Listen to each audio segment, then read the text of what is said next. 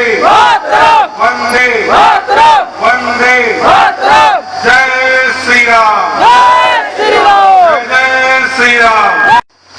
मैं चलकर आप लोगों के बीच में, शायद अगर आप लोगों ने हमको यहाँ ना बुलाया होता तो शायद इस पावन धरती पर आने का अवसर मुझे न मिलता। इसलिए सर्वप्रथम इस पावन धरती पर बुलाने के लिए मैं आप सभी लोगों का आभारी हूँ और बहुत बहुत आभार व्यक्त करता हूँ। हमारा हिंदू राष्ट्र तक संगठन है। इस संगठन की नींव हमारे डॉक्टर कैप्टन सिकंदर रिजवी जी एवं माननीय पुष्पेंद्र कुलश्रेष्ठ जी ने इस संगठन की नींव रखी। मैंने उनसे एक बात कही, आज के करीब 10 साल पहले मुझे नौकरी मिली। नौकरी मिलने के बाद मेरे मन में एक विचारधारा आई, एक बात आई, खास करके दिल्ली जैसे कांड को जब मैंने देखा, जिस तरह से दिल्ली में हमारे हिंदू भाइयों को मैंने देखी, तो मेरे मन में एक विचार उठा कि जो 8-10 साल नौकरी हो गई, बहुत हो गया। अब मुझे कुछ काम ऐसा करना चाहिए ताकि हमारे जो युवा साथी हैं, वो हमारे युवा साथी जागने का प्रयास करें, अपने धर्म की रक्षा के लिए आगे बढ़ने का प्रयास करें। क्योंकि आजकल की स्थिति ऐसी बन चुकी है, आप लोगों ने अक्सर देखा होगा, जितने भी कॉन्वेंट स्कूल है उनका सिस्टम बहुत अच्छा है। इंग्लिश मीडियम पढ़ाई हो गई है, संस्कृत हमारे नौजवान साथियों को मिलनी चाहिए। अगर हम किताबों का उल्लेख करें तो उसमें यहां तक कहने आता है कि महाराणा प्रताप एक पहाड़ी चूहे थे, हम गुलाम रहे अंग्रेजों के। पहले बातें बताएंगे, जिनकी उम्र 80 साल होगी, उन्होंने अपने पूर्वजों से सुनी होंगी। तो बहुत बुरी परिस्थितियां हमारे यहाँ थी। हमारे यहाँ परिस्थितियां इस तरह थी कि जिससे उन्होंने हिंदुत्व की रक्षा की और उन्होंने ये कह दिया कि हाँ, हम मौत के घाट उतरने को तैयार हैं, लेकिन हम हिंदुत्व को छोड़ने को तैयार नहीं है। हम उनके वीर सपूत हैं। अवश्य कहूंगा, अभी हमारे प्रदेश अध्यक्ष जितेंद्र सिंह नन्नू भाई साहब ने एक बात बोली कि मेरे पास समय नहीं था लेकिन हमको आना पड़ा। मैं ये वादा करता हूं, खास और ईश्वर का सौभाग्य मेरे साथ रहा है, जब जब मेरे हिंदू राष्ट्र के कार्यकर्ताओं के साथ कोई दिक्कत, कोई परेशानी हुई है, तो मुझे बाराबंकी जनपद में पहुंचने में मुश्किल से 2 से 3 घंटे लगे हैं बस। और मैं अपने कार्यकर्ताओं के साथ हमेशा कर रहा हूं। का मामला था, सोचने वाली बात हिंदू राष्ट्र के कार्यकर्ता के पास आ गया कि यहाँ पर एक हिंदू लड़की को कुछ मुस्लिम लोग यहाँ लेकर आए, लफ्जियात का शिकार बना के लाए। जब मुझे सूचना मिली, असमनाथ थाना अध्यक्ष से मैंने बात किया और उससे खुली चेतावनी मैंने देकर कहा था कि एक बात याद रखिएगा, अगर वो हिंदू लड़की वापस उड़ीसा नहीं गई तो अंजाम बुरा होगा। और मैं हिंदू राष्ट्र के सारे कार्यकर्ताओं से चीज और कहना चाहता हूं, मेरे भाइयों, कभी ये मत सोचना कि आप हिंदू राष्ट्र के कार्यकर्ता हैं और बगल में किसी को परेशानी हो रही तो ये मत सोचना कि मुझसे क्या मतलब है। आपको जिम्मेदारी दी गई है, इस जनपद में आपको अगर एक ब्लॉक अध्यक्ष, सदस्य, जिलाध्यक्ष बनाया गया है, तो आपकी जिम्मेदारी केवल ये नहीं है कि हमारे हिंदू राष्ट्र के कार्यकर्ता अगर परेशान होते हैं तो केवल उनके लिए मैं खड़ा रहूंगा। आपके अगल बगल मोहल्ले जिले में कहीं कोई समस्या होती है हिंदुओं के साथ, आप बिल्कुल खड़े रहूंगा। आजकल बहुत सी चीजें मैंने देखी, अक्सर कॉन्वेंट स्कूल में पढ़ने के बाद बच्चे क्या करते हैं, वहां जाएंगे, 25-26 दिसंबर आता है, वहां पर कार्यक्रम होते हैं, वो गले में क्रास लटका के चले जाते हैं। मेरे भाइयों, हम क्रास लटकाने वाले नहीं हैं, हम टीका चंदन लगाने वाले व्यक्ति हैं। बातें आती है, माननीय मुख्यमंत्री योगी जी के नेतृत्व में उत्तर प्रदेश में माननीय प्रधानमंत्री नरेंद्र मोदी जी जो अपने देश को चला रहे हैं, उनके नेतृत्व में उस भव्य राम मंदिर का निर्माण हो रहा है। जैसे ही हमारे सर्वोच्च न्यायालय ने फैसला सुनाया, तुरंत कुछ दाढ़ी वाले आगे खड़े होकर भाईचारे की बात करने लगे। आपका भाईचारा कहां गया था 4 सालों तक? जब हमारे पूर्व सर्वोच्च न्यायालय ने फैसला सुनाया, आप लगे करने भाईचारे की बात।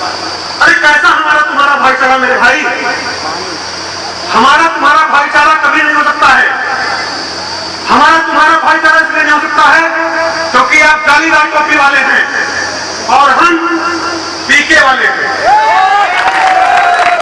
फोटो मारो जा, हम वो या खड़े हो हमारे पीछे, हम उनके वंशज हैं, हम वो लोग हैं जो कभी नहीं था और ना है और ना ही रहेगा। जय श्री राम। करना चाहता हूँ, इनकी एक बहुत अच्छी रणनीति है। जब ये आपके गांव में रहेंगे, समाज में रहेंगे, कम संख्या में रहेंगे, आप उस गांव में अगर 100 घर हैं और ये 5 घर हैं, बच्चे पैदा हो रहे हैं ना, उनको चीज बता देंगे कि बेटा मैं तो जैसी नाम इसलिए कह रहा हूं क्योंकि मुझे गांव संख्या कम रहे, वहां पर उनसे जानकारी लें कि आपके क्षेत्र में, परिक्षेत्र में आज के 100 साल पहले कितनी मस्जिदें थी, तो गिनती के बताएंगे 2-4 थी, लेकिन हर साल हर एक गांव में एक नई मस्जिदों का निर्माण होता है। मैं ये नहीं कहता हूं कि वो गलत कर रहे हैं, भारत में वो भी रह रहे हैं, उनको भी अधिकार है अपने धर्म का प्रचार प्रसार करने का, लेकिन भाई और अपनी इस पावन भूमि को देखते हैं, जहां के मंदिर को देखते हैं, जहां की स्थिति परिस्थिति को देखते हैं, तो एक बार कष्ट अवश्य होता है।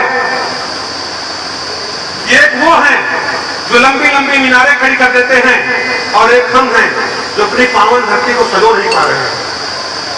ये गलती किसी की नहीं है, ये गलती हमारी और आपकी है। इनके पास लैंड जिहाद है, इनके पास लव जिहाद है, इनके पास सोशल मीडिया जिहाद है, हर तरह के जिहाद इनके पास है। लेकिन हम और आप क्या करते हैं? हम बाहर पर निकलेंगे, सोचेंगे कहीं भगवान, कभी आपने कल्पना की कि आप जब पहुंचते हैं तो चचा से बोल देते चचा आधा। नोटिस किया होगा आप लोगों ने, कोई भी अगर मौलाना मिलता है आपको, जो बड़े भाई का कुर्ता छोटे भाई का पैजामा वो पहन निकले आते हैं ऊंची एड़ी वाले, तो वो कभी आपसे आदाब नहीं, आप उसे आदाब कर लेंगे, लेकिन क्या कभी वो आपसे जय श्री राम किया है? आप मिलेंगे कहें अच्छा आदाब, लेकिन क्या उस चच्चा ने कभी आपसे कहा कि भैया जय श्री राम? लेकिन वो चच्चा आपसे जय श्री राम इसलिए नहीं बोलता है क्योंकि जिस दिन चच्चा आपसे जय श्री राम बोल देगा उसको बच्चा निकल आएगा। उनके समाज के लोग उनको चवड़ियां उधेड़ लेंगे उनकी। लेकिन हम आप क्या करते हैं? हम आप वही गलतियां करते हैं जो हमें नहीं करनी चाहिए। हमें और आपको अपने समाज को जागरूक होना चाहिए, जागरूक करना चाहिए। मुझे बहुत खुशी मिली यहां आने के बाद, मुझे इस बात की खुशी इसलिए मिली, प्रशांत पांडे जी हैं, इन्होंने जिस तरह से यहाँ टीम खड़ी की है मुझे बहुत अच्छा लगा। मान्यकर्तन से उनका नाम लेते हैं आजकल। मेरा हर सदस्य मेरे लिए उतना ही महत्वपूर्ण है, लेकिन काम करने की क्षमता जिस तरह मैंने यहाँ पर देखी, एक ब्लॉक स्तर का कार्यक्रम जिस तरह से, जिस ढंग से आप लोगों ने किया है, खास करके सबसे खूबसूरती मुझे इस वजह लगी, देख के मन गदगद होगा। और मेरे वीर साथियों एक बात और कहूंगा, आपको कभी भी ऐसा लगे कि आपके हिंदुत्व पर कोई चोट कर रहा है, कोई प्रयास कर रहा है, छेड़ रहा है, तो उसको छोड़ना मत सकते। कोई छेड़ रहा है उसको से हम लोग खड़े हैं और आगे विश्वास दिलाते हैं आपको कि आपके फोन के 2 से 4 घंटे में बाराबंकी जनपद में पहुंच जाएंगे। जय श्री राम। आप पूरी ताकत से हिंदुत्व को आगे बढ़ाने के लिए प्रयासरत रहिए। और जिस तरह से मेरे युवा साथी इस ब्लॉक स्तर कार्यक्रम को मैंने देखा, जिस तरह यहाँ युवा साथी आगे बढ़ रहे हैं, मुझे पूर्ण विश्वास है कि जिस तरह से माननीय प्रदेश अध्यक्ष जी ने कहा कि दोबारा जब यहाँ कार्यक्रम होगा तो यहाँ पर खड़े होने की जगह नहीं होगी, तो सच्चाई है यहाँ पर खड़े होने की जगह नहीं होगी। और हमारे प्रदेश अध्यक्ष ने अगर संकल्प लिया है इस मंदिर के जीर्णोद्धार, देश धर्म और देवालय, देश धर्म देवालय, मतलब अगर कोई भी नक्सली विचारधारा का व्यक्ति, जिहादी मानसिकता का व्यक्ति हमारे देश पर गलत नजर उठाने का प्रयास करेगा तो उसको कतई बख्शा नहीं जाएगा।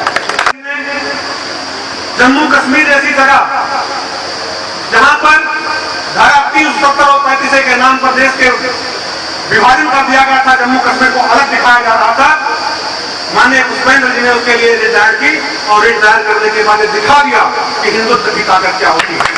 जय श्री राम। मेरे भाइयों, ये हो सकता है। आप खूब विरोध करिए, आप सरकार का विरोध करिए, योगी जी का विरोध करिए, मोदी जी का विरोध करिए। आपको पेट्रोल के दाम बढ़े, आप तुरंत जाकर विरोध करिए, रोड पर जाकर धरना दीजिए। महंगाई आए उस पर विरोध करिए, लेकिन जिस दिन हिंदुत्व की बात आए उस दिन आप उनके साथ खड़े जरूर रहिएगा।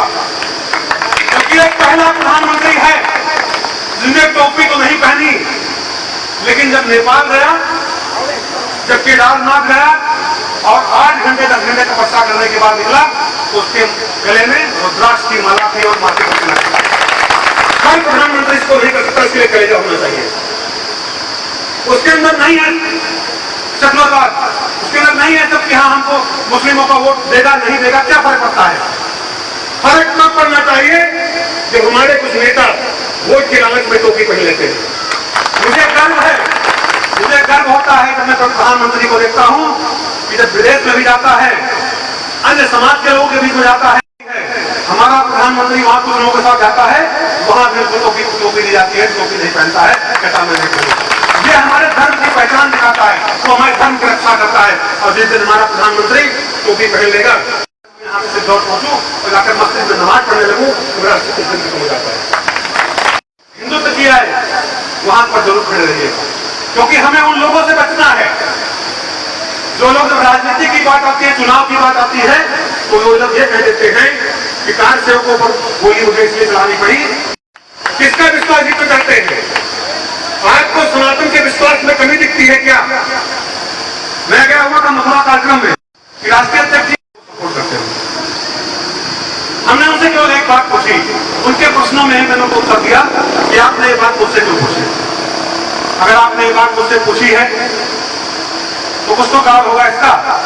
उन्होंने कहा नहीं, अक्सर जो है हिंदू संगठन जो होते हैं वो बीजेपी को सपोर्ट करते हैं। मैंने कहा आप गलत कह रहे हैं, हम बीजेपी को सपोर्ट नहीं करेंगे, लेकिन हाँ हम हर उस व्यक्ति को सपोर्ट करेंगे जो केदारनाथ में 8 घंटे तपस्या करेगा, नेपाल जाएगा, मंदिर से निकलेगा, गले में रुद्राक्ष की माला होगी और माथे पर तिलक होगा, तो उसका सपोर्ट मत करूंगा।